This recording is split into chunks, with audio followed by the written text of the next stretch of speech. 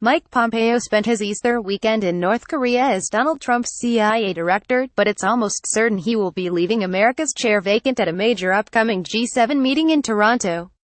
Pompeo is still in the middle of an acrimonious confirmation process to become the new U.S.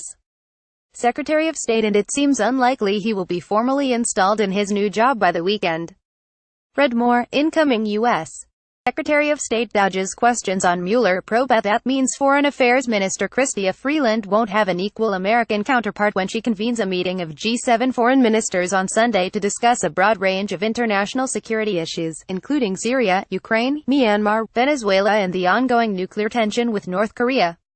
Pompeo would have had a lot to bring to the table on that last topic, since Trump confirmed Wednesday that Pompeo paid a clandestine visit to North Korea almost 2 weeks ago for talks with its leader Kim Jong-un. Since that historic visit, the U.S. Senate Foreign Relations Committee has been grilling Pompeo on his nomination to replace Rex Tillerson, who was fired by Trump. Neither Freeland's office nor the U.S. Embassy in Ottawa would offer any comment on the possible U.S. participation in one of the main ministerial meetings in advance of the G7 leaders' June summit in Quebec, a meeting that is expected to mark Trump's Canadian debut. Read more. Donald Trump says good relationship formed in meeting between Mike Pompeo, Kim Jong-un. Peter Boehm, the top Canadian organizer or Sherpa, had no clear answer about the unfolding scenario during an interview this week. Boehm said he couldn't say whether Pompeo would be confirmed in time. If not, there usually would be a substitute. I can't speculate on that. Deputy Secretary perhaps, but Boehm added, the Americans will be there.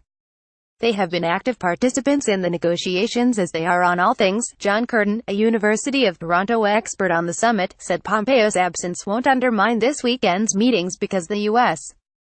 positions on key issues are well known. U.S. Homeland Security Secretary Kirstjen Nielsen will also be at the meeting as part of a discussion with Public Safety Minister Ralph Goodale and their Interior Ministry counterparts. Pompeo would of course have been useful on North Korea, but there are other ways the ministers can talk to him, Curtin said.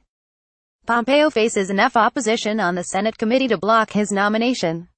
That would send the matter to the full Senate for a vote, but without the committee's recommendation. Freeland was asked recently during a public talk at the University of Toronto about how the changes in the Trump administration affected her interactions. Of Tillerson, the minister said, I found him to be a really good partner. Freeland was recently in Japan and South Korea to meet her counterparts there and to hear firsthand about the latest developments in the North Korea nuclear crisis as part of her G7 preparations.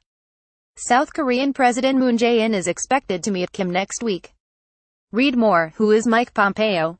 Donald Trump picks CIA director as Secretary of State. Trump said Pompeo's meeting would set the stage for his own planned summit with the North Korean leader, expected in the coming months. Meeting went very smoothly and a good relationship was formed. Details of summit are being worked out now, Trump tweeted Wednesday.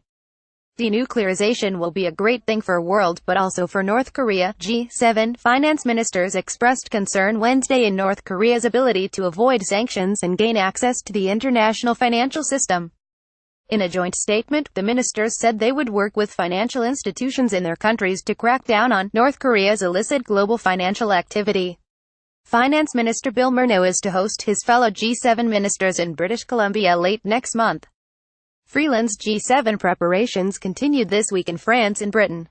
On Wednesday, she and British Foreign Secretary Boris Johnson held a roundtable on the crisis that has forced more than 670,000 Rohingya Muslims in Myanmar to flee to Bangladesh after facing persecution that she and others have branded as ethnic cleansing.